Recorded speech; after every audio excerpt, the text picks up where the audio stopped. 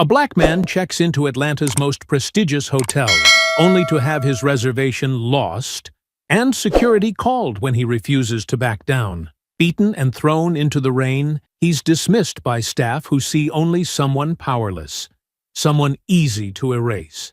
But 20 minutes later, the lobby erupts in chaos as the very people who targeted him are publicly fired, unaware that the man they tried to humiliate is the CEO of the hotel. In a single night, arrogance meets justice, and the truth cannot be denied. Before we go any further, comment where in the world you are watching from, and make sure to subscribe because tomorrow's story is one you don't want to miss. Rain drummed against the glass doors of the Stanton Grand Hotel as Jamal Bennett made his way through the revolving entrance. His leather shoes clicked purposefully across the polished marble floor, the sound echoing through the grand lobby with its crystal chandeliers and gilded mirrors. The brown leather jacket he wore was barely dampened. He'd timed his dash from the car perfectly. Rolling his carry-on bag behind him, Jamal approached the front desk with the confidence of someone who'd stayed at luxury hotels countless times before. The gleaming brass name tag on the clerk's blazer read, Chloe Parker. She looked up from her computer screen, her practiced smile faltering slightly as she took in his appearance. "Welcome to the Stanton Grand. How may I assist you today?" Her tone was crisp, professional, but held none of the warmth she'd shown to the elderly white couple who'd just finished checking in ahead of him. "Good afternoon. I have a reservation for the penthouse suite under Bennett."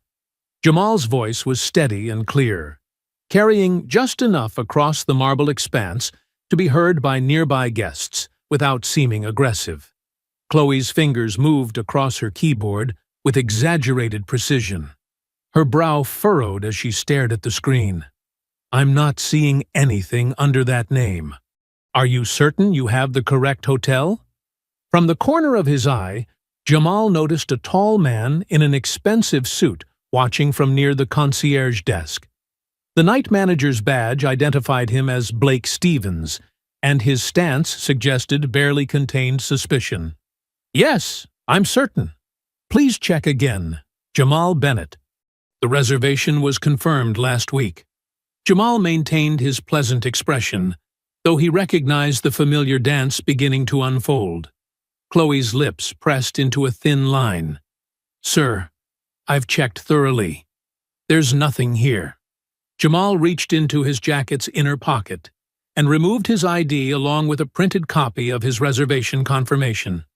"Here's my identification and booking details. Would you mind double-checking using the confirmation number?" The manager, Blake, began moving toward them with measured steps. Each click of his shoes against the marble floor seemed to raise the tension in the air. Nearby guests were beginning to take notice, some pausing their conversations to watch the scene unfold.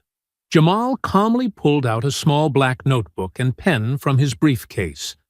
"While you're verifying that, could you please provide me with your full name and employee number? Standard procedure, I'm sure you understand." Chloe's professional mask slipped further. "Sir, that won't be necessary. As I've stated, there's no reservation." "Actually, it is necessary," Jamal replied, his voice remaining steady as he began writing. "I'd also like a copy of the hotel's guest policies and the name of your general manager." Blake inserted himself into the conversation, positioning himself slightly in front of Chloe. "Is there a problem here?" "No problem at all," Jamal responded, turning a fresh page in his notebook. "I'm simply requesting verification of my reservation and following standard documentation procedures." "And you are?" "Blake Stevens, night manager." The words came out clipped and cold. "Sir, if you don't have a valid reservation, I'll have to ask you to leave." Jamal continued writing, his pen moving smoothly across the paper. "Mr. Stevens, I understand protocol. I'm simply requesting proper verification of my booking and documentation of this interaction. Would you mind spelling your last name for my records?" Several guests had stopped pretending not to watch. A young couple near the elevator whispered to each other, while an older businessman frowned disapprovingly at the staff's behavior. "This is private property," Blake said, his voice dropping to a harsh whisper. "We have the right to refuse service." "Of course you do," Jamal agreed pleasantly, still writing. "I'd like the specific reason for refusal in writing, please, along with a copy of your guest policies regarding reservation verification procedures." Chloe's fingers had stopped moving on the keyboard entirely. She looked between Blake and Jamal, her discomfort evident. More guests were gathering in the lobby, some pretending to check their phones while obviously listening in. Jamal smiled warmly at a family walking past, then returned his attention to his notebook. "I'll also need the contact information for your corporate offices, please. Just standard procedure, you understand?" The tension in Blake's jaw was visible now. "Sir, if you continue to harass my staff..." "Documentation isn't harassment, Mr. Stevens," Jamal interrupted smoothly, turning another page.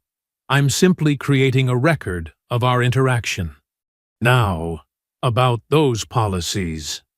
The lobby had grown quieter, the usual bustling atmosphere replaced by the sound of Jamal's pen scratching against paper and the distant hum of the air conditioning.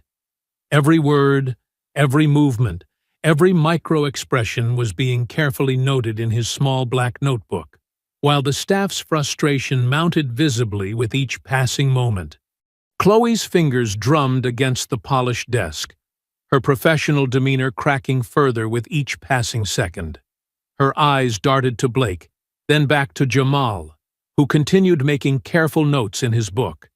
Under her breath, just loud enough for Jamal to hear, she muttered a racial slur that made several nearby guests gasp. Jamal's pen paused mid-sentence. He looked up slowly, his expression unchanged. "I'm sorry, Ms. Parker, could you repeat that? I want to make sure I quote you accurately in my documentation." The color drained from Chloe's face. A woman waiting in line behind Jamal covered her mouth in shock. An elderly man shook his head in disgust. "I didn't say anything," Chloe snapped, her voice shaking slightly. "You're hearing things." "Actually," said a woman in a business suit standing nearby, "I heard it quite clearly." She stepped forward, pulling out her own phone. "And I'd be happy to provide a statement." Jamal nodded appreciatively to the woman before turning back to the desk. "I'd like to speak with your general manager or guest relations representative now, please." Blake moved closer, placing both hands on the counter and leaning forward. His expensive suit couldn't hide the tension in his shoulders. "The general manager isn't available, and you're becoming disruptive." "Documenting discriminatory behavior isn't disruption, Mr. Stevens," Jamal replied, his voice steady. "It's my right as a guest, or potential guest, to request proper service and documentation." Blake's hand moved to his lapel, pressing a small button. Within moments, 3 security guards appeared from different corners of the lobby. Hank Murphy, the head of security, led the group, his former police officer's stance obvious in his rigid posture. Troy and Lester flanked him, both moving with practiced intimidation. The lobby grew quieter as the guards approached. Phones appeared in guests' hands, some openly recording now. A young mother pulled her children closer to her side, watching with worried eyes. "Is there a problem here?" Hank asked, his hand resting casually on his belt near his taser. "No problem," Jamal answered before Blake could speak.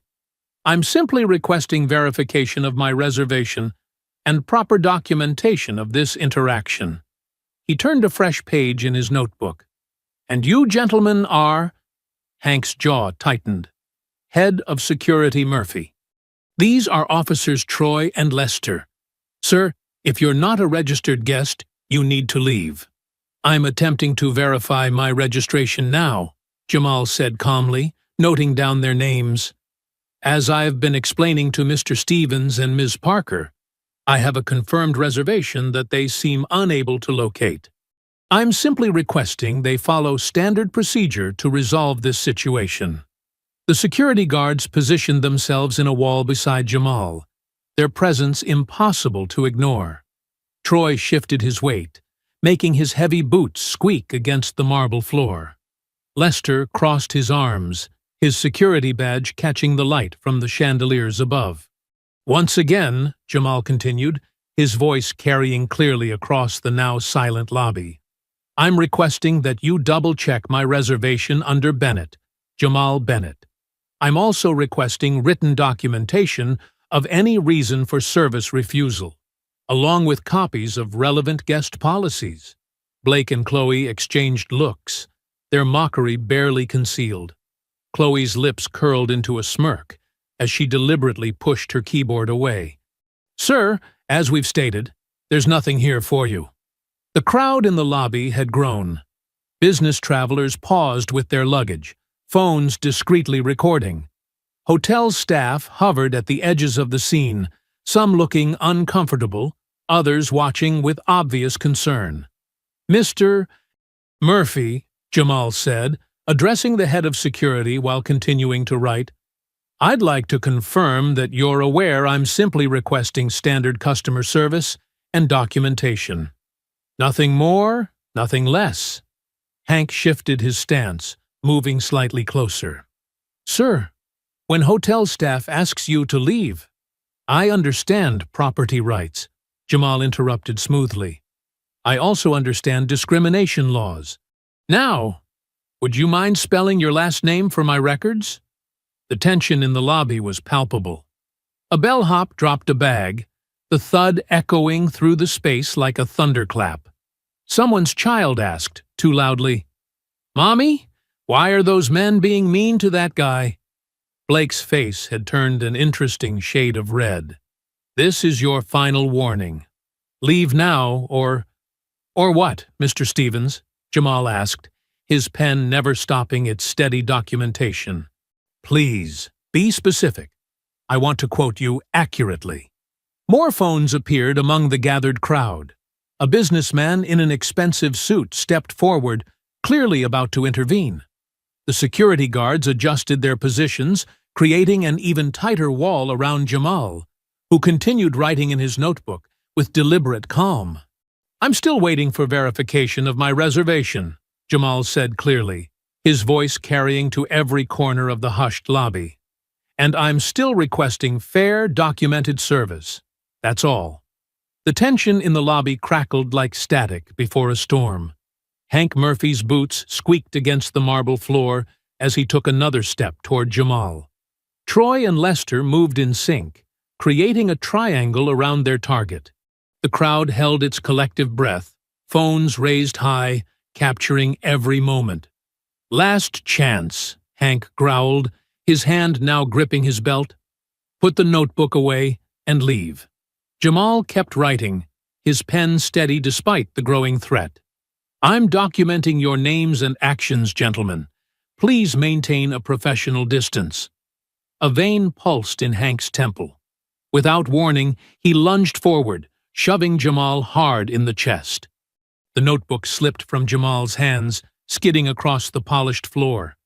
Several guests gasped. A woman's voice called out, "Leave him alone!"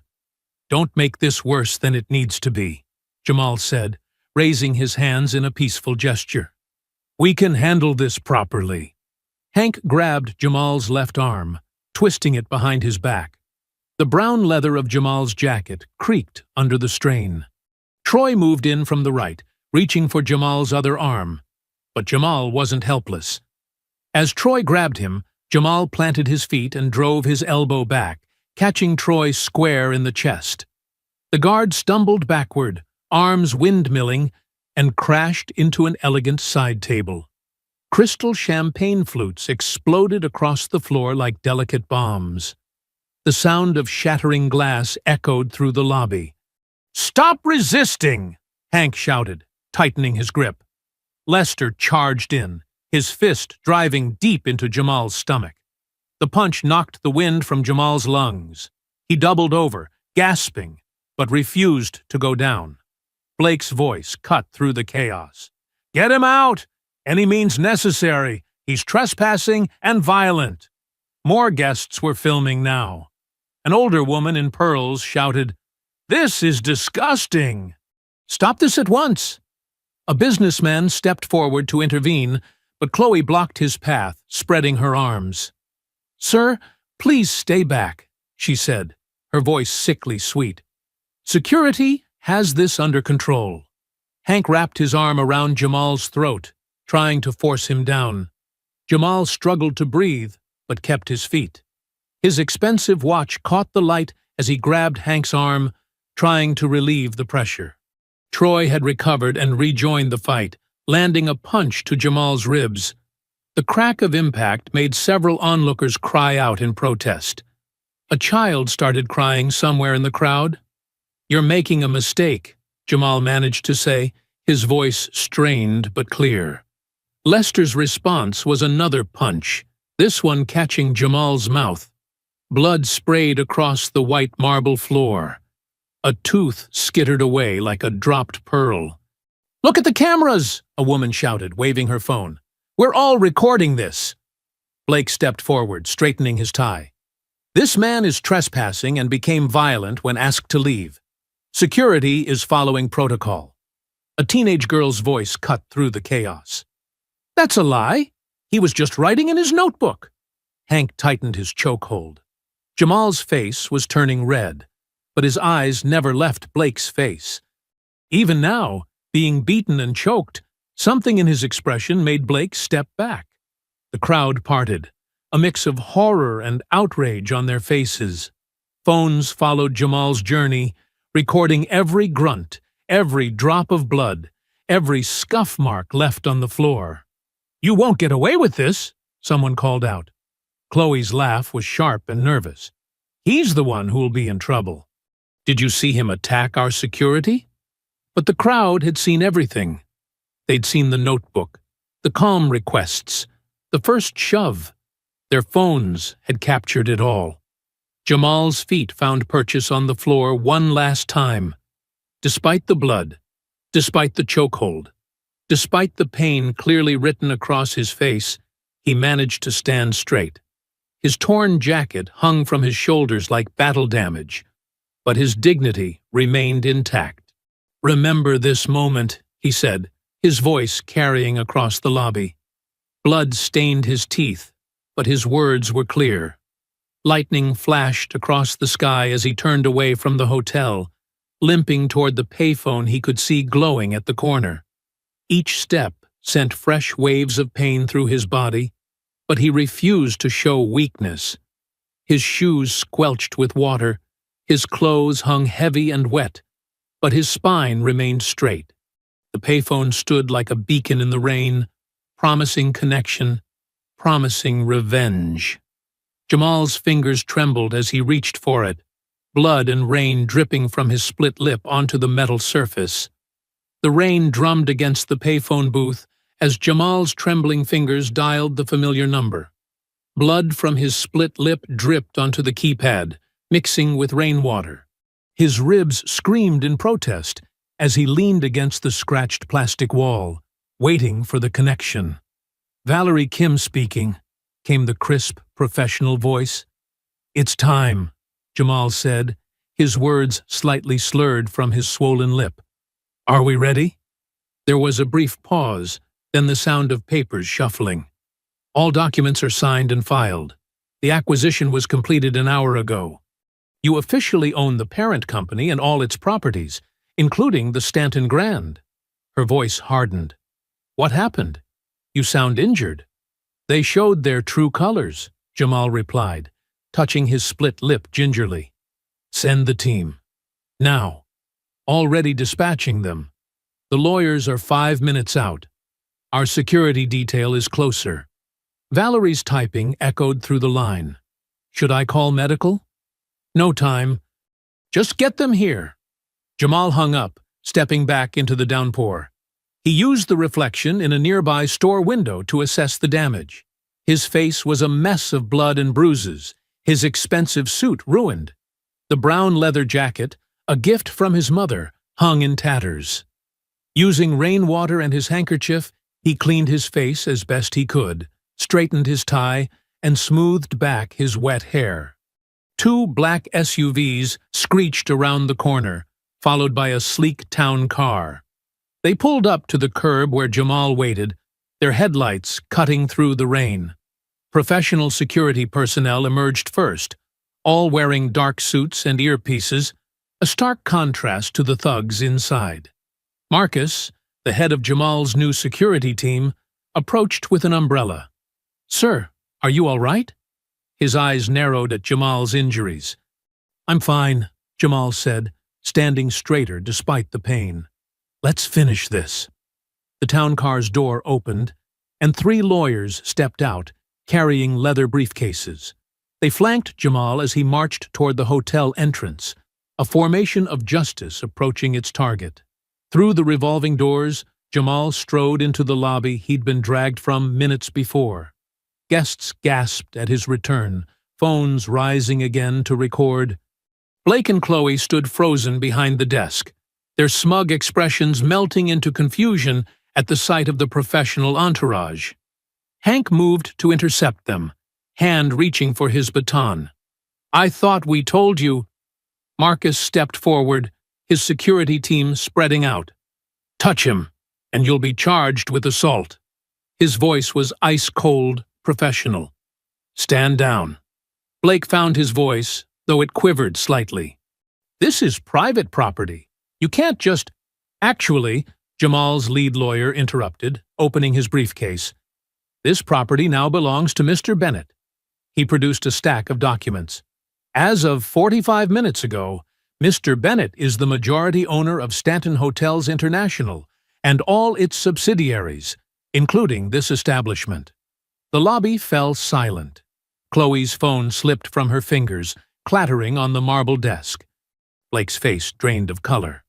Hank's hand fell away from his baton.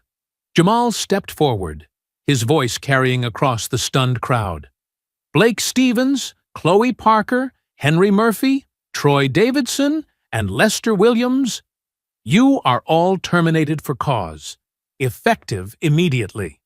He turned to Marcus. "Please escort them from the premises. Their personal belongings will be shipped to them." "You can't," Blake sputtered, but Jamal cut him off. "I can, and I am. Your behavior tonight was recorded by multiple witnesses. Assault, discrimination, destruction of property." Jamal's eyes were steel. "You're lucky I'm only firing you. Now get out." Marcus's team moved in, professionally, but firmly guiding the former employees toward the door. Chloe burst into tears, her earlier cruelty replaced by panic. Blake tried to argue but was silenced by the sight of his termination papers. Hank, Troy, and Lester were escorted out first, their security badges and keys confiscated. The same doors they'd thrown Jamal through now closed behind them, a fitting symmetry to their downfall. The lobby had transformed into an arena of whispers and wide eyes. Guests who had watched Jamal's beating now witnessed his triumph. Some looked ashamed, others impressed, all of them stunned by the reversal of power. From the back of the lobby, an older black woman in a housekeeper's uniform caught Jamal's attention.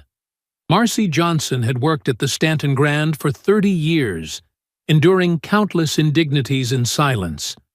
Her eyes met Jamal's, shining with unshed tears of gratitude and recognition. She gave him a small nod, one that carried the weight of decades of waiting for this moment.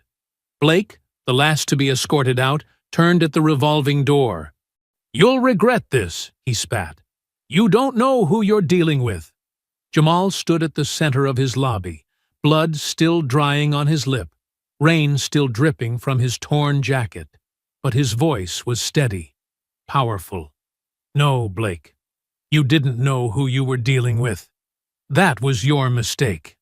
The doors spun one final time, and Blake was gone. The former tormentors had been cast out into the same rain they'd thrown Jamal into. The symmetry was perfect, the justice poetic.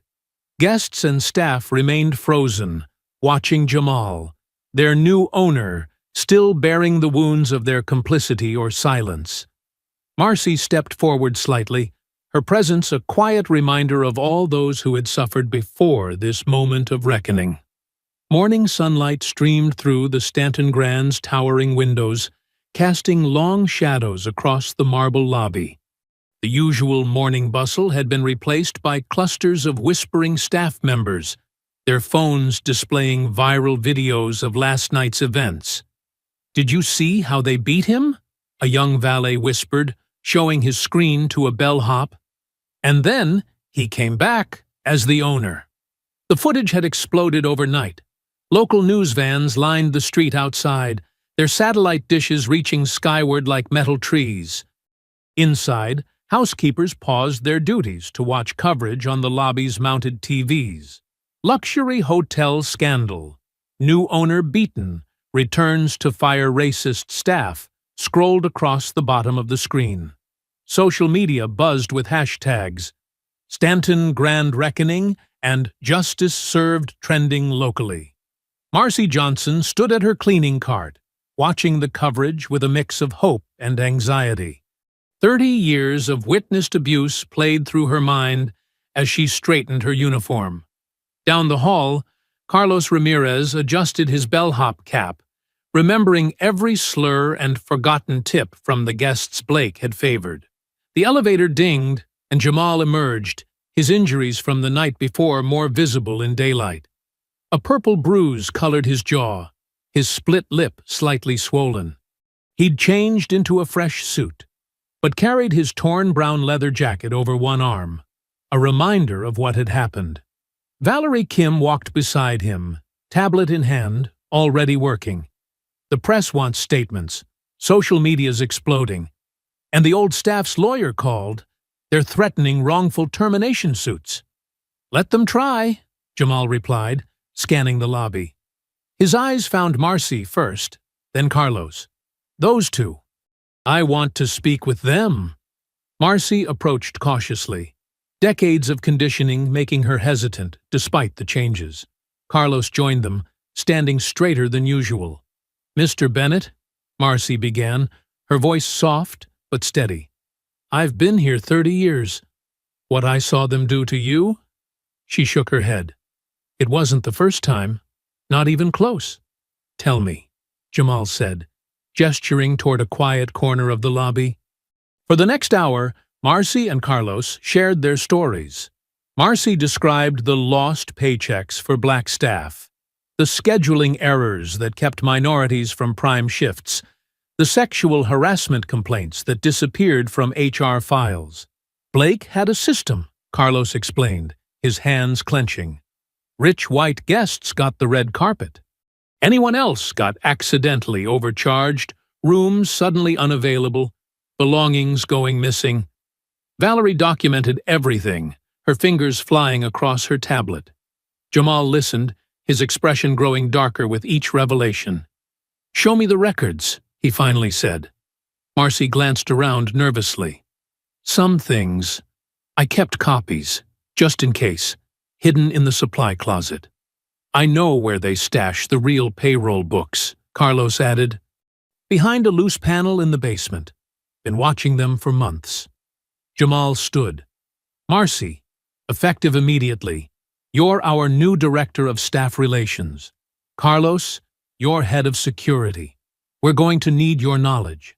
Their eyes widened. Marcy's hand flew to her mouth. "Mr. Bennett, Are you sure?" "More than sure. And please, call me Jamal." He checked his watch. "Meet me in my office in 20 minutes.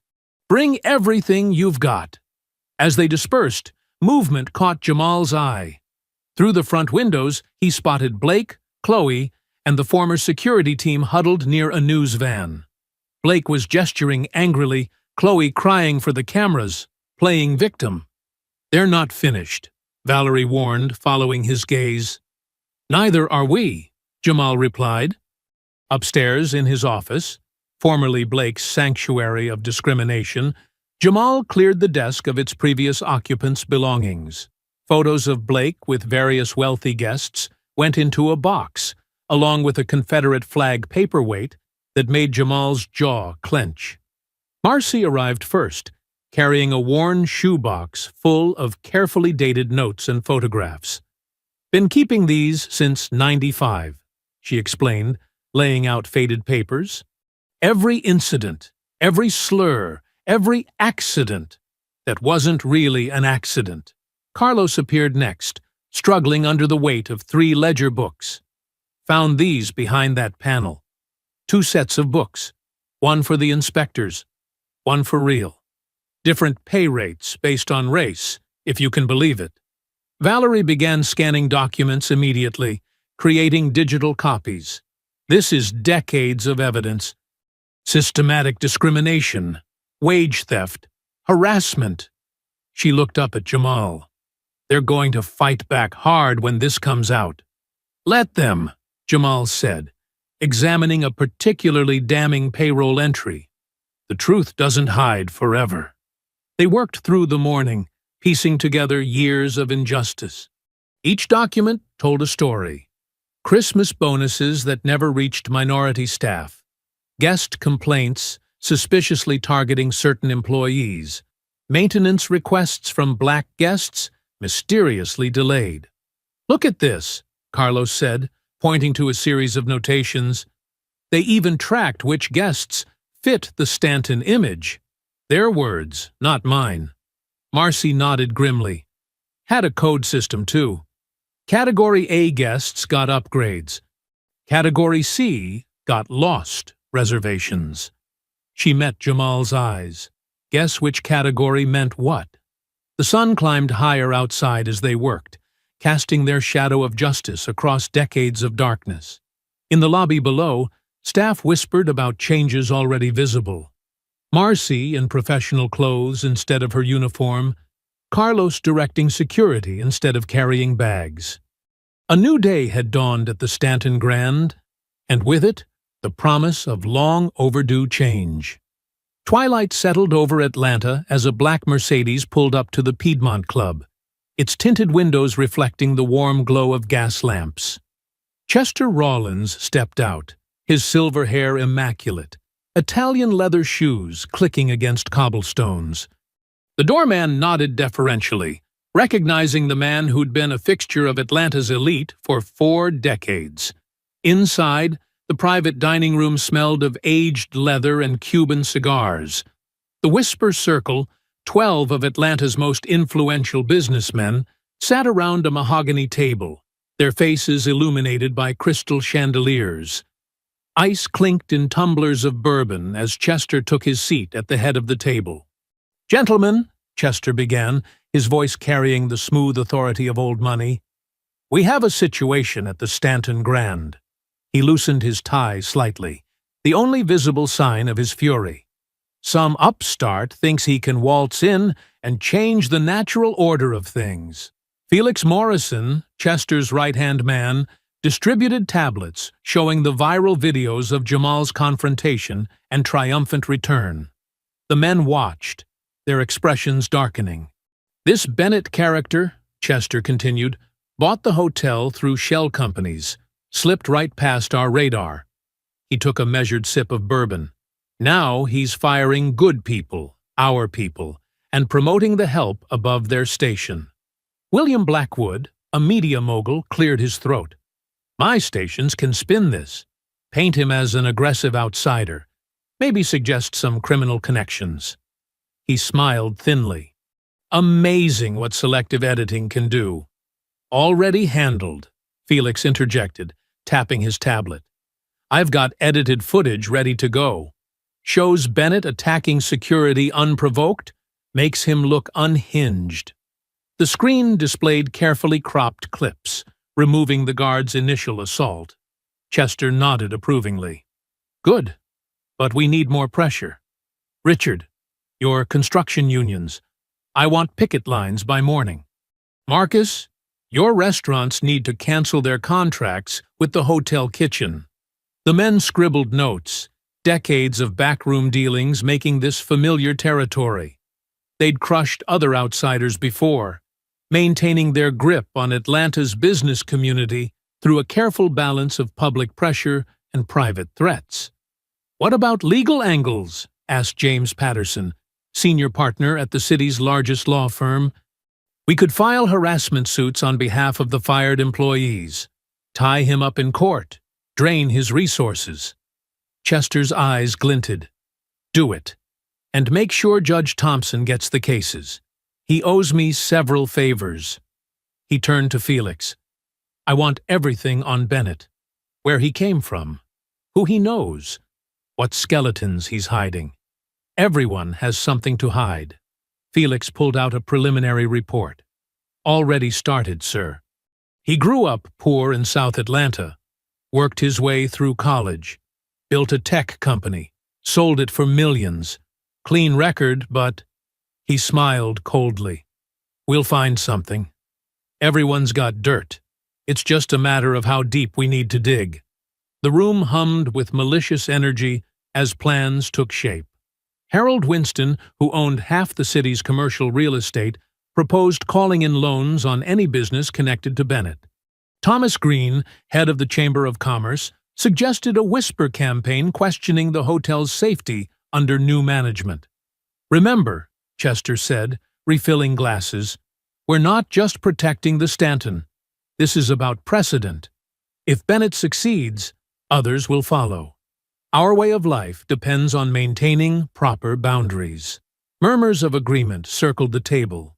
These men had spent generations building their power structure, and they wouldn't let it crumble without a fight. As midnight approached, Chester stood by the window, watching the city lights. Felix joined him, tablet in hand. "First protesters will arrive at 7 a.m. We've got people from 3 different groups, some focusing on employee rights, others on hotel safety. Media's already booked." Through the glass, they could see the Stanton Grand's illuminated facade in the distance. Chester's reflection showed a hint of a sneer. "Make sure our people get good footage. Crying employees, angry customers, the works." "What about Marcy and Carlos?" Felix asked. "The ones Bennett promoted?" Chester's expression hardened. "Find their pressure points. Everyone has family, debts, secrets. Make them regret choosing the wrong side." The other members began gathering their coats, plans set in motion. Each had their role: media manipulation, legal harassment, economic pressure, and social ostracism. It was a playbook they'd refined over decades of maintaining control. "One more thing," Chester called out as they prepared to leave. "Anyone doing business with Bennett or the hotel is doing business with none of us. Make that very clear to your contacts." The men nodded grimly. In Atlanta's business community, such threats carried weight. Contracts would be canceled, partnerships dissolved, doors closed. As the room emptied, Chester remained at the window, Felix at his side. "Sir," Felix said quietly, "what if we can't find anything on Bennett?" Chester turned, his face cast in shadow. "Then we create something. I didn't spend 40 years building this city's proper order to watch it destroyed by some outsider with delusions of equality." Outside, the first hints of dawn began creeping over Atlanta's skyline. In a few hours, the carefully orchestrated chaos would begin at the Stanton Grand's doors. Chester Rollins allowed himself a small smile, confident in the power of the system he'd helped build. Felix checked his phone one last time. "First wave of protesters is mobilizing, sir. They'll be in position before the morning news crews arrive." Dawn crept over Atlanta, painting the Stanton Grand's marble facade in soft pink light. Jamal stood at his penthouse window, phone in hand, watching the growing crowd below. Signs bobbed in the morning air. "Save our jobs," "Dangerous management," and worse, some with racial slurs barely concealed in clever wordplay. His phone buzzed. Another news alert. The Atlanta Business Chronicle's headline glared up at him. "Hostile takeover at historic hotel. Staff alleges violence, discrimination." He scrolled through the article, jaw tightening at the carefully edited security footage, showing only his defensive moves. None of the guard's initial assault. A knock at the door interrupted his thoughts. Valerie entered, already immaculate in her charcoal suit, despite the early hour. Her arms were full of newspapers and tablets. "It's bad," she said, spreading the morning papers across his desk. "They're running coordinated stories across all major outlets. The fired staff gave interviews claiming wrongful termination. They're painting you as an aggressive outsider who bought his way in to settle personal scores." Jamal picked up the Atlanta Journal-Constitution. His own face stared back at him, caught mid-struggle with security, looking exactly as they wanted him to look. Angry, dangerous, out of control. "Channel 4 is running special coverage," Valerie continued, turning on the suite's TV. "They're interviewing Blake right now." On screen, Blake sat in a studio, looking wounded and professional in a crisp blue suit. "I tried to de-escalate the situation," he was saying, voice thick with fake emotion. "But Mr. Bennett became aggressive. We had no choice but to protect our guests and staff." Jamal muted the TV. "How's it affecting business?" Valerie's tablet chimed with updates. 3 corporate clients canceled their conference bookings. The restaurant suppliers are threatening to pull out. And, she hesitated, some of the board members are calling for an emergency meeting. They're worried about the hotel's reputation. A text message lit up Jamal's phone. "Carlos, the new head bellman. Sir, protesters are blocking staff entrance. Marcy and other minority workers getting harassed.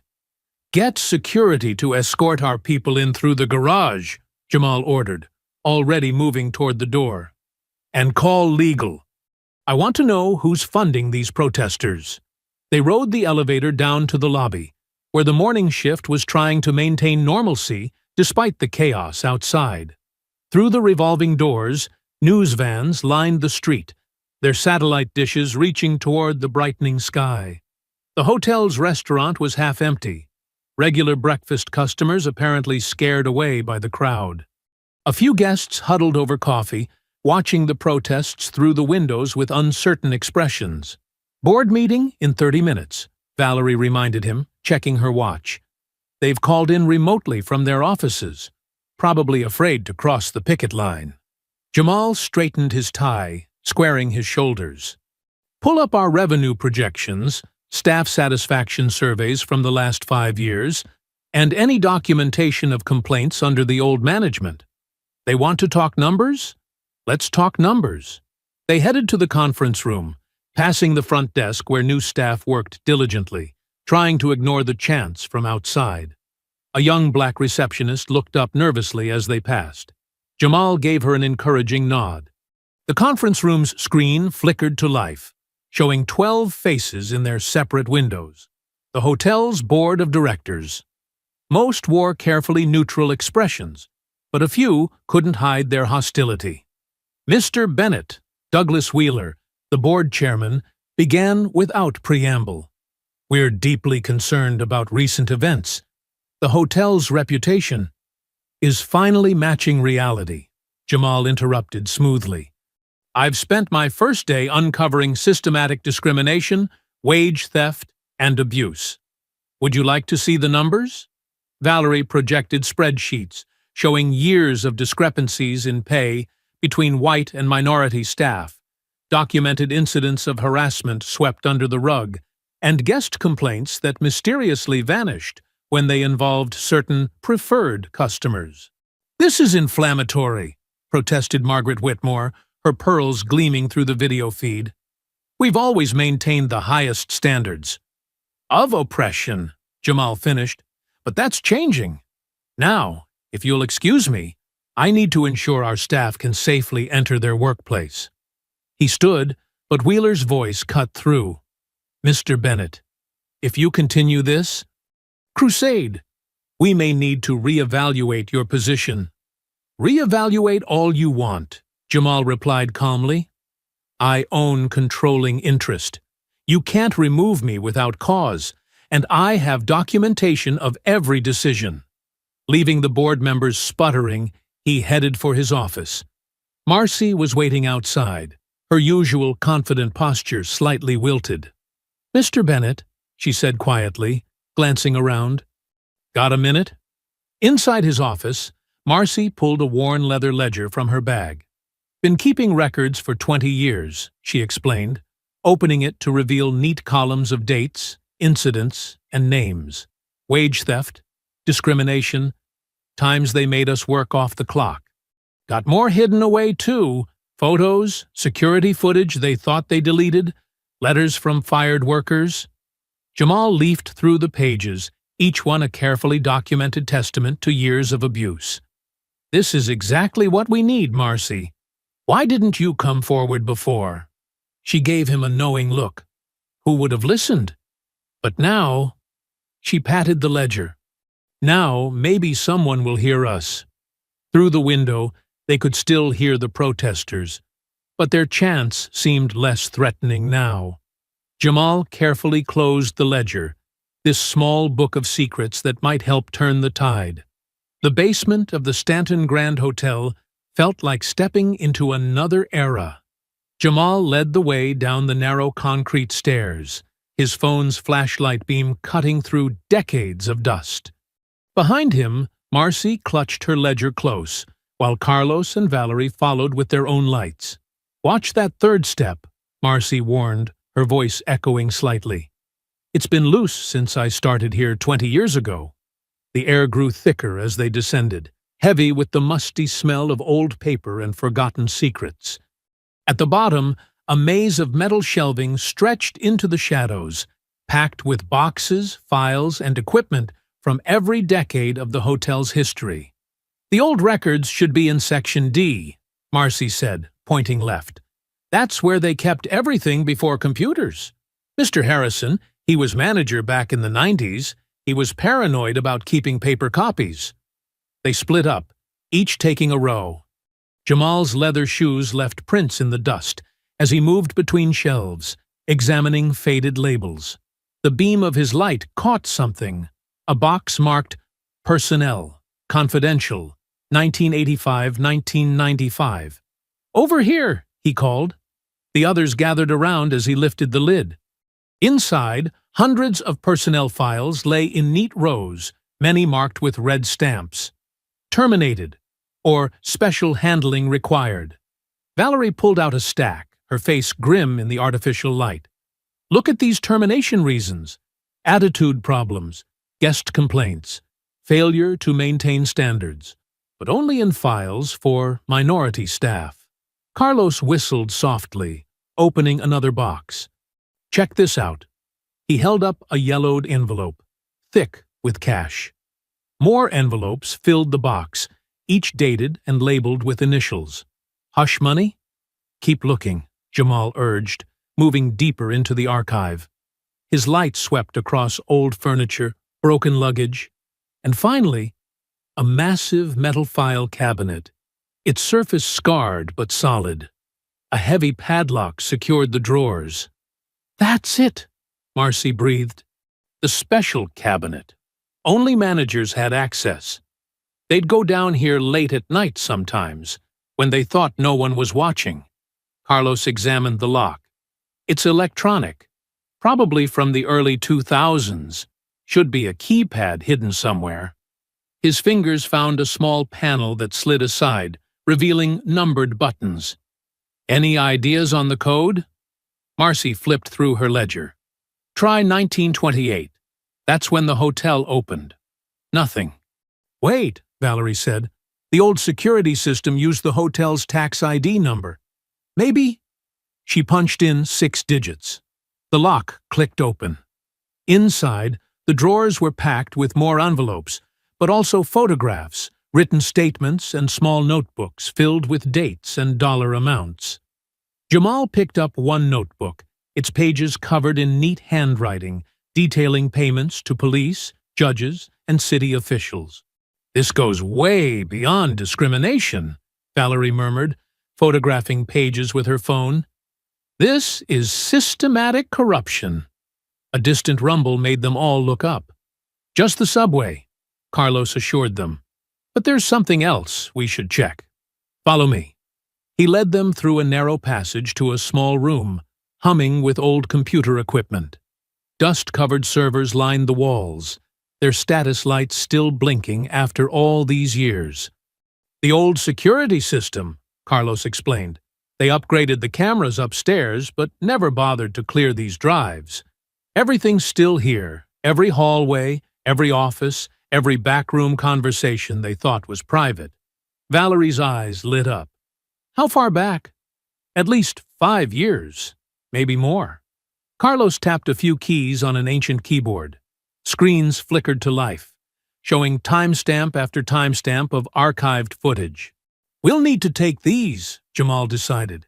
"Can you get them out safely?" Carlos nodded, already disconnecting drives. "They're just standard hard drives in a fancy case. I can have them running in Valerie's office in an hour." They worked quickly, carefully removing the drives while Marcy and Jamal gathered the most damning papers from the filing cabinet. The basement's silence felt heavier now, as if the weight of all these secrets was pressing down on them. Valerie checked her watch. "Almost midnight. We should go before the night shift gets suspicious." They packed everything into cardboard boxes, trying not to disturb too much dust. As they climbed the stairs, Marcy paused, looking back at the darkness below. 20 years, she said softly. 20 years of watching them hurt people, thinking they'd never have to answer for it. Now, maybe they will. Back upstairs, the hotel was quiet, most guests asleep. A few late-night workers nodded to Jamal as they passed, carrying their boxes toward Valerie's office. The protesters were gone, but their signs lay scattered across the sidewalk outside, visible through the lobby's tall windows. Valerie's office was a corner space on the mezzanine level, modern and efficient like its occupant. She cleared space on her desk while Carlos set up the drives, connecting them to her computer system. "This will take time," she said, watching file names scroll across her screen. "Days, maybe weeks to go through everything. But if what we saw downstairs is any indication, take as long as you need," Jamal replied. "Do it right. Document everything." He looked at his small team, Valerie intent at her computer, Carlos checking connections, Marcy still holding her precious ledger. They thought they buried their secrets so deep no one would ever find them. They were wrong. The Stanton Grand's grand ballroom sparkled under crystal chandeliers, transformed for the New Era celebration. Black and gold decorations adorned every table, and the sound of jazz filled the air. Jamal, wearing a perfectly tailored black suit, stood near the entrance, greeting guests with genuine warmth. "Looking sharp, Mr. Bennett," Carlos said, now dressed in his new head of security uniform, complete with a polished badge. He monitored the room with professional attention, a far cry from the thuggish presence of his predecessors. Marcy, elegant in a deep purple dress, directed her newly promoted staff with quiet confidence. She'd helped organize the event, insisting on highlighting long-ignored employees. Photos of staff members, past and present, lined the walls, telling stories of dedication, despite decades of discrimination. Local news crews positioned their cameras as Atlanta's black business leaders mingled with hotel employees. The Atlanta Journal-Constitution reporter, Sandra Chen, approached Jamal with her notebook ready. "Mr. Bennett, how does it feel seeing such transformation in just a few days?" she asked, gesturing to the diverse crowd. Jamal smiled, watching Valerie guide a group of journalists through the hotel's new initiatives. "This isn't transformation. It's recognition. These people were always here, always excellent. They just needed someone to see them." The evening progressed like a dream. Kitchen staff received standing ovations for their years of service. Housekeepers were honored with plaques and bonuses. Even some white employees who'd stood against the old regime were recognized for their courage. To the real heroes of the Stanton Grand, Jamal raised his champagne glass during his speech. To every person who endured, who kept their dignity, who never stopped believing in justice. This is your night. Applause thundered through the ballroom. Marcy wiped tears from her eyes as her granddaughter hugged her waist. Carlos stood straighter, pride evident in his bearing. But at precisely 10:45 p.m., everything changed. Two police officers entered through the main doors, their presence immediately drawing attention. They carried thick manila envelopes and wore grim expressions. The music faltered. "Mr. Jamal Bennett," the taller officer called out, "we have legal documents to serve." The room fell silent as Jamal accepted the envelope. As he read, his face remained carefully neutral, but his hands tightened on the papers. Valerie appeared at his side, reading over his shoulder. Her sharp intake of breath told the crowd everything they needed to know. "Ladies and gentlemen," Jamal announced, his voice steady despite the tension, "please continue enjoying your evening. This is just a minor legal matter that requires my attention." But the damage was done. Whispers spread through the crowd. Phones emerged, capturing the moment. Sandra Chen was already typing furiously on her laptop. In the corner, board member Richard Whitman's phone buzzed. He opened an email, his face paling as he read. He quickly showed it to other board members who huddled together, shooting concerned glances at Jamal. The lawsuit, filed by Chester Rollins and his Whisper Circle, alleged systematic discrimination against white employees and illegal corporate takeover practices. It demanded immediate injunctive relief, in other words, Jamal's removal. Valerie pulled Jamal aside, speaking in urgent whispers. "The timing's not coincidental.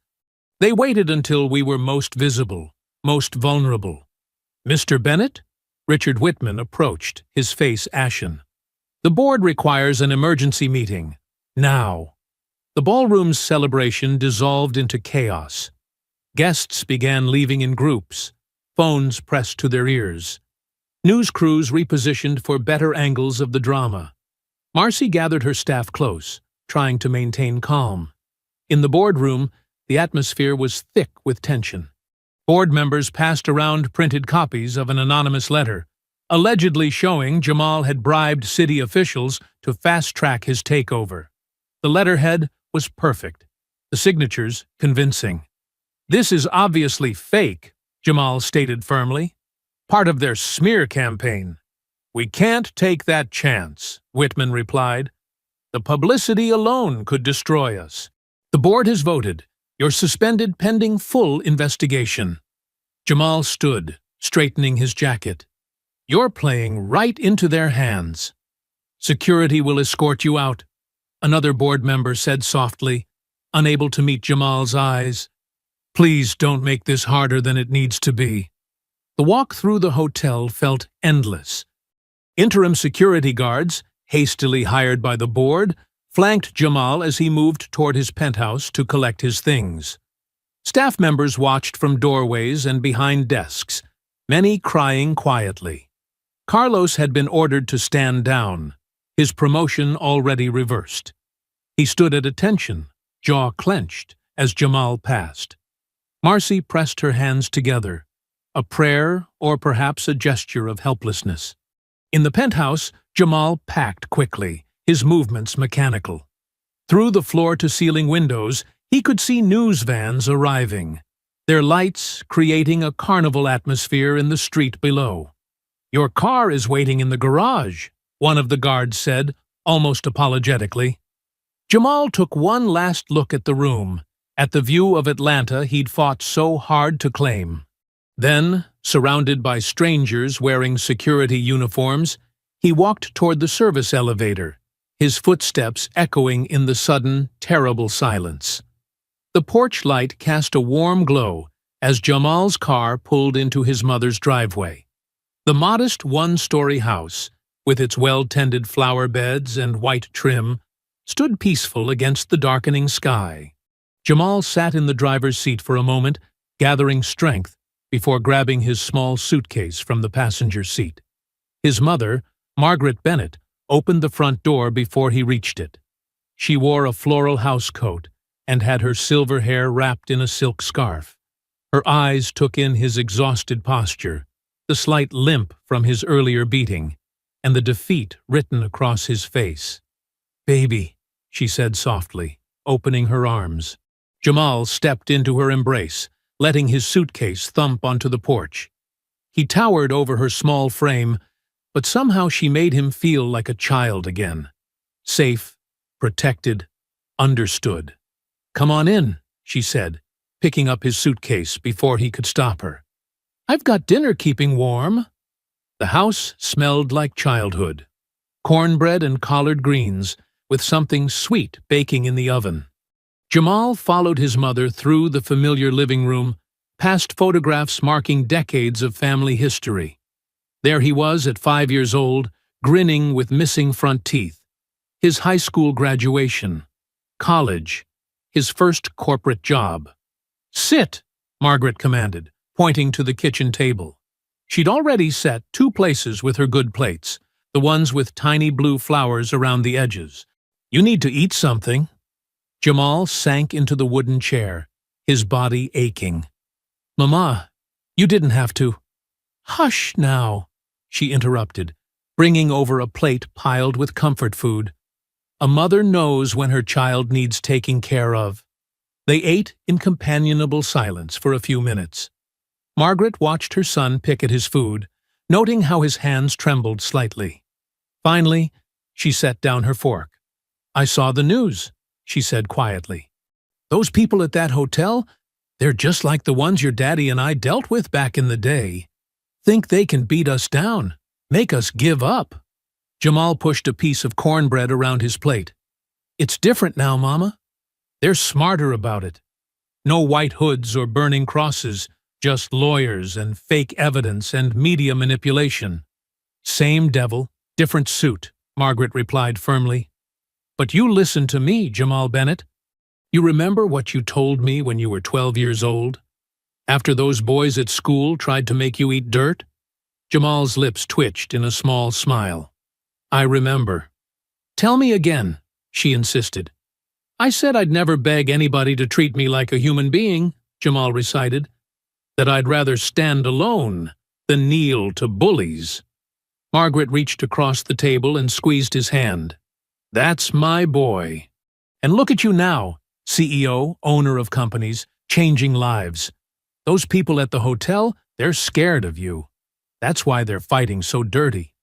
"They took everything, Mama," Jamal said, his voice rough. "The hotel, my reputation." "They took nothing you can't get back," Margaret corrected. "Your daddy used to say, the truth is like cream. It always rises to the top. You've got good people on your side. That nice lady Marcy called here earlier, checking on you. And that young man, Carlos." Jamal straightened slightly. "They called here?" "Mm-hmm. Said they had something important to show you. They're coming by in the morning." Margaret stood and went to the oven, pulling out a sweet potato pie. "Now, you're going to eat some pie, take a hot shower, and get some sleep in your old room. Tomorrow's a new day." Later that night, Jamal lay in his childhood bed, staring at the ceiling where glow-in-the-dark stars still clung after 20 years. His mother's words echoed in his mind, mixing with memories of his father's quiet strength and determination. Sleep came easier than he'd expected. Morning arrived with the smell of coffee and bacon. Jamal had just finished helping his mother clear the breakfast dishes when a knock came at the door. Marcy stood on the porch, elegant even in casual clothes, clutching a thick folder. Behind her, Carlos balanced a battered laptop and several flash drives. "Mr. Bennett," Marcy said, then corrected herself. "Jamal, we've been going through everything." Margaret ushered them into the kitchen, immediately offering coffee and remaining pie. "You all sit down and do what you need to do. I'll be in my garden if you need anything." The kitchen table became a command center. Carlos opened the laptop while Marcy spread out documents from her folder. Jamal leaned forward, examining payroll records, maintenance logs, and security reports. The old surveillance system, Carlos explained, typing rapidly. They never wiped it clean when they upgraded. Years of footage, all backed up on these drives. Marcy pointed to specific entries in her ledger. And I kept track of every incident, every slur, every unfair firing. Dates, times, witnesses. 23 years of documentation. Jamal felt energy returning to his tired muscles as he studied the materials. Here was truth, solid and undeniable. Here was ammunition against the lies. The morning sun streamed through his mother's kitchen window, warming the table where they worked. Outside, Margaret's voice carried softly as she sang to her flowers. An old gospel song about triumph over tribulation. Valerie arrived just before noon, carrying her own laptop and several external hard drives. She hugged Jamal tightly before setting up her equipment next to Carlos's computer. The kitchen table groaned under the weight of technology and paperwork. "The Time Vault footage is incredible," Carlos said, typing commands into his laptop. "The old security system recorded everything. Audio, too. They never bothered checking what was stored down there." Jamal leaned forward as the first video began playing. The footage showed the hotel lobby from multiple angles, crystal clear despite its age. There he was, walking in calmly, speaking with Chloe.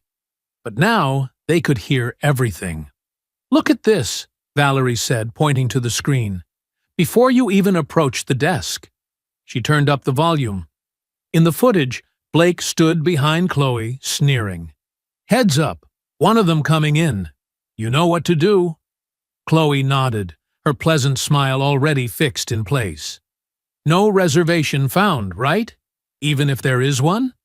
"Exactly. Make him leave, or make him snap. Either way, we win." Marcy's hands clenched into fists as she watched. They did this all the time. Set people up to fail, then claimed they were being threatening. Carlos pulled up another clip from earlier that same day. Blake stood with the security team in a back office, rehearsing their story. "If he tries to record anything, we take the phone. Make it look like he attacked first. Hank, you know where to hit so it doesn't show on camera." "My God," Valerie whispered, making notes. "They planned the whole thing." The footage continued, showing the beating from angles the viral videos hadn't captured. The security guards' gleeful expressions as they pummeled Jamal. Blake filming on his phone while laughing. Chloe's voice clear as she called out racial slurs. But the real bombshell came from the Whisper Circle's regular meetings in the hotel's private dining room. The surveillance system had caught everything. Chester Rawlins's voice filled the kitchen, dripping with contempt. "This Bennett character thinks he can just walk in and take over? We've kept this hotel pure for generations. No amount of money changes what he is." They watched as Chester handed out envelopes of cash, instructing members on which city officials to bribe. The camera caught him clearly as he detailed their plan to frame Jamal. "The forged blackmail letter is key," Chester explained to his conspirators. "Make it look like he's been bribing officials all along. The board will have no choice but to remove him." Valerie paused the playback, her face flushed with anger and triumph. "We've got them. The whole conspiracy on video.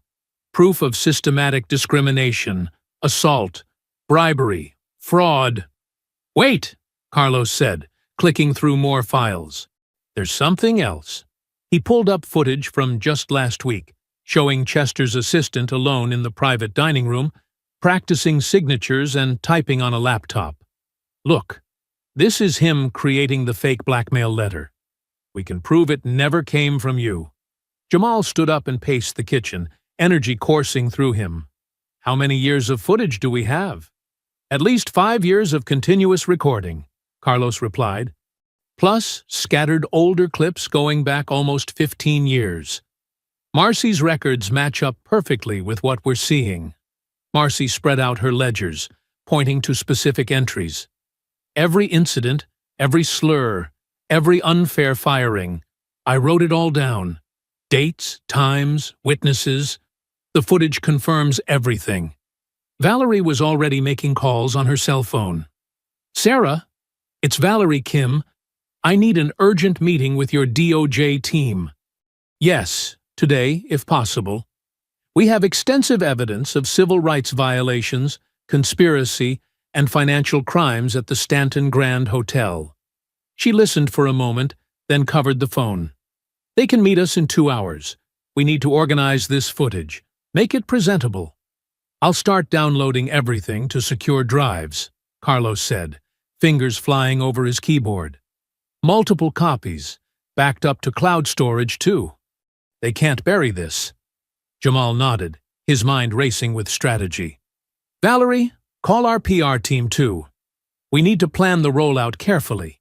Maximum impact, but completely legal and transparent." "Already on it," she replied, sending rapid texts. "I'm thinking we hold our evidence until the board meeting. Let them try to formalize your removal, then hit them with everything at once." "The press will eat this alive," Carlos added, grinning. "Rich white businessmen caught on camera plotting against a black owner. Actual footage of them planning assault and discrimination. It's a perfect storm." Margaret appeared in the doorway, carrying a tray of sandwiches and fresh lemonade. She took in the scene. The intense faces, the damning footage, her son's renewed energy. "Told you the truth would rise up," she said softly, setting down the tray. "Now you all eat something. Can't fight devils on an empty stomach." Valerie finished her call and immediately started another. "Jason, get the legal team ready. We're going to need injunctions, civil suits, and criminal referrals. Yes, all of it. Trust me. We have more than enough evidence." They worked through lunch, organizing the footage into clear categories: discrimination, conspiracy, assault, financial crimes. Each clip was labeled and time-stamped, matched with Marcy's detailed records. The truth, hidden for so long in the hotel's basement, was finally coming to light. The Stanton Grand's largest conference room buzzed with tension. Morning sunlight streamed through tall windows, illuminating rows of leather chairs filled with board members, local media, and Chester Rawlins's associates. Their expensive suits and carefully arranged expressions couldn't hide their eagerness for what they assumed would be Jamal's final humiliation. Chester sat near the front, radiating smug confidence. He checked his gold watch and whispered to his lawyer, both men chuckling. Behind them, a cluster of federal agents stood quietly by the wall, their presence drawing nervous glances from several Whisper Circle members. Police officers flanked the doors, stone-faced and alert.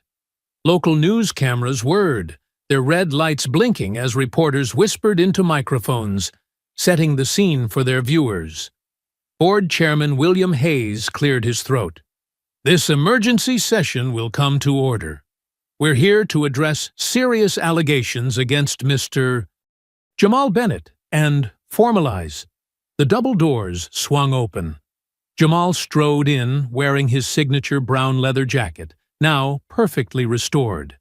Valerie walked beside him, carrying a sleek laptop and several folders. Behind them came Marcy, her gray hair neat beneath a small hat, and Carlos, who had traded his bellhop uniform for a crisp suit. Last came Cynthia Reynolds, the former white manager, her face pale but determined. Chester's smile flickered as he saw Cynthia. He hadn't expected her to show up. "Mr. Bennett," Hayes began, "given the severity of the charges—" "If I may," Jamal interrupted smoothly, "I'd like to present some evidence first." He nodded to Valerie, who connected her laptop to the room's projection system. "The board has heard one version of events. Now it's time for the truth." Chester stood up, adjusting his tie. "This is irregular. We have a clear agenda." "Sit down, Mr. Rawlins," one of the federal agents called out. Chester's face reddened, but he complied. The room darkened. On the massive screen, crystal-clear security footage began to play. The audience watched in growing horror as the scene unfolded. Blake and Chloe plotting to refuse Jamal's check-in, security guards rehearsing their attack, the brutal assault itself captured from multiple angles. Every word was recorded, Jamal explained calmly. Every slur, every plan, every moment of violence. The footage shifted to the Whisper Circle's meetings. Chester's voice filled the room, discussing bribes and blackmail schemes.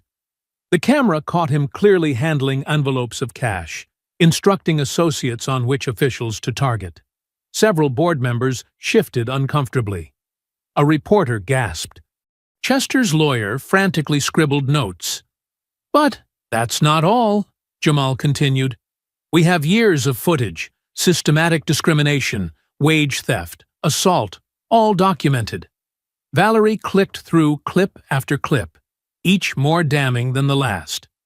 Marcy stepped forward, her voice steady. I kept records of every incident. She held up her ledgers. Dates, times, victims. Everything matches the footage perfectly. Carlos added, the hotel's basement contained a complete digital archive. They never bothered to check what the old security system was recording. Their own cameras caught it all. Chester jumped up again. This is absurd! Doctored footage? The footage has been authenticated by federal forensics experts, one of the agents interrupted. Every frame is genuine. The room erupted in murmurs. Phones buzzed as news alerts went out. Several Whisper Circle members quietly slipped toward the exits, only to find police blocking their way. Then Cynthia Reynolds stood up. The room fell silent. I was there, she said, her voice trembling but growing stronger. For years, I watched it happen.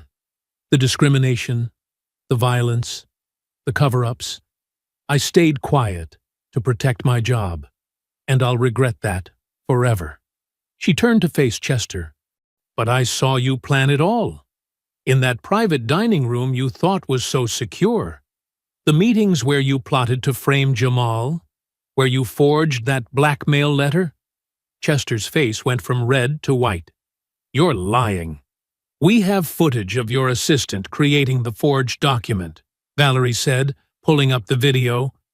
Time-stamped, with clear audio of him discussing your instructions.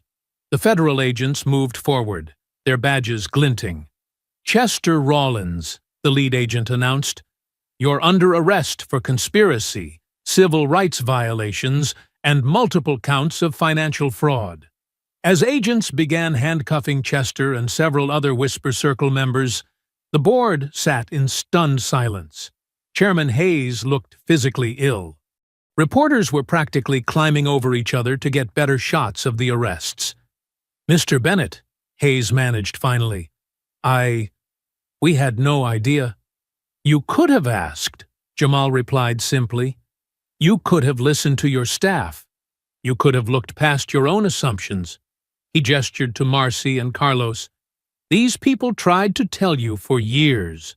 The federal agents led Chester past Jamal. The old man's carefully maintained mask had crumbled, revealing naked hatred and fear.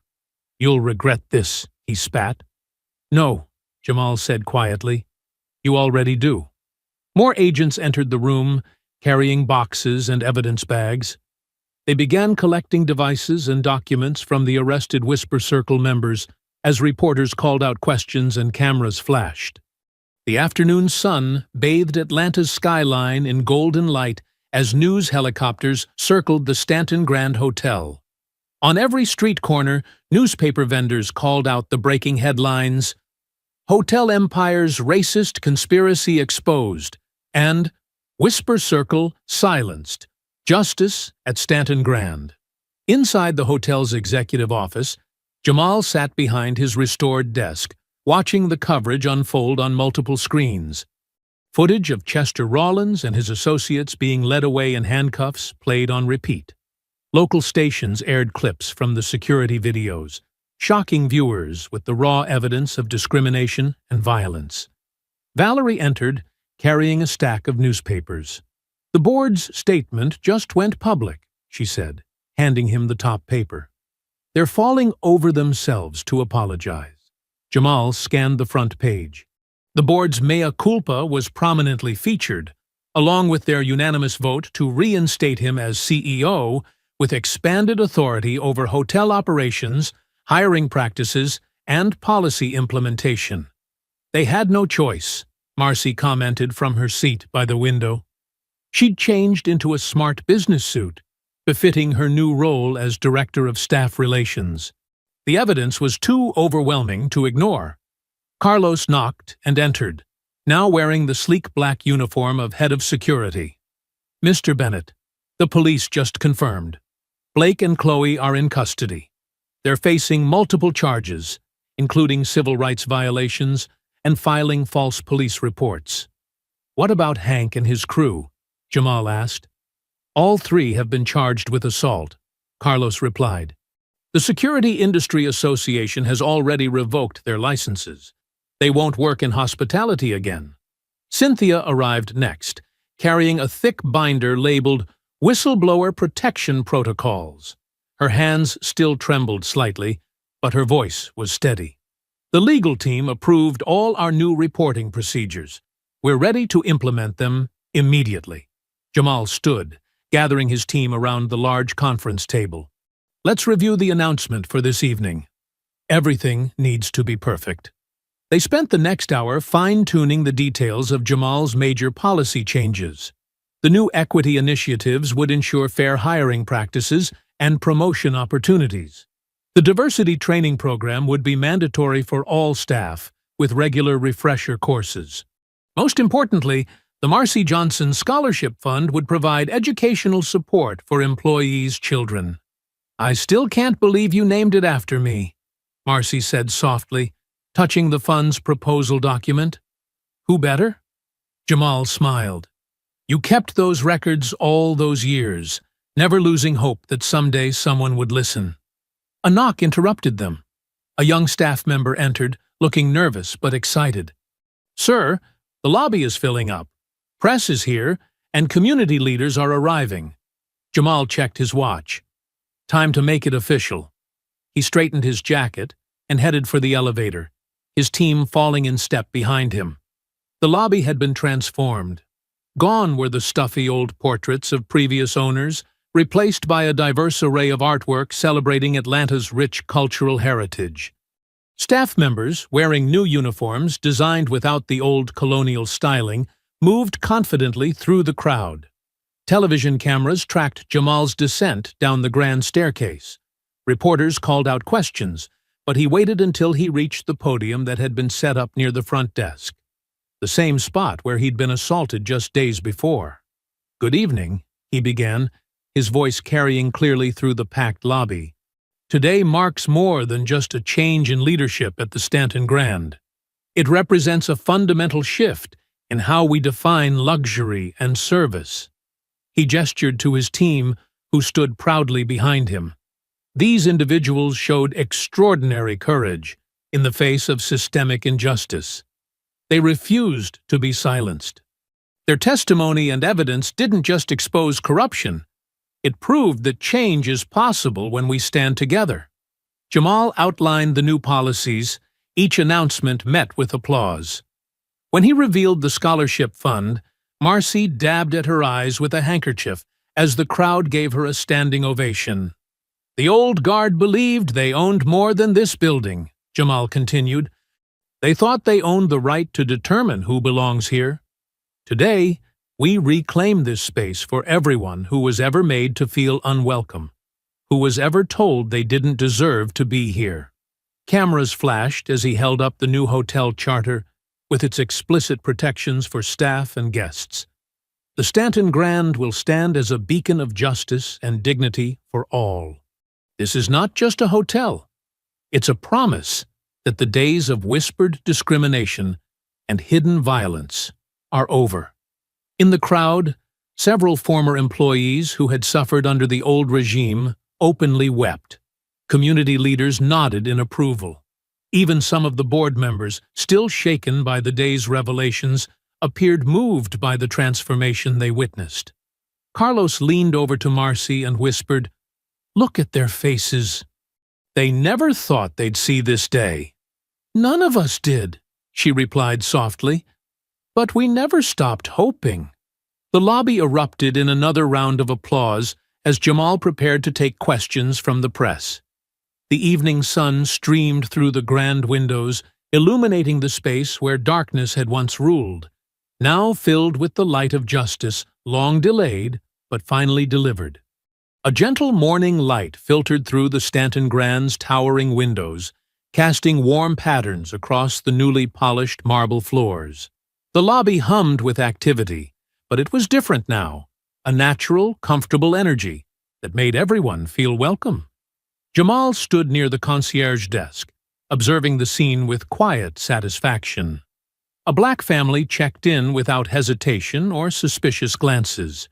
A group of Latino businesswomen strode confidently toward the conference center. Two elderly white couples chatted amiably with a young Muslim bellhop about local restaurants. The transformation was visible everywhere. New artwork adorned the walls, local pieces celebrating Atlanta's diverse heritage. The staff uniforms had been redesigned, dropping the colonial-style elements for clean, professional lines that respected every body type and cultural preference. "Good morning, Mr. Bennett," called Maria, one of the housekeeping supervisors Marcy had promoted.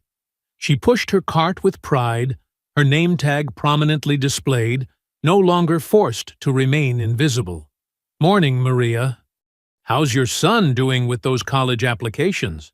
Thanks to the scholarship fund, he's already been accepted to 3 schools." Her eyes shone with joy. "I never thought." "That's exactly why we're here," Jamal smiled, touching her shoulder gently.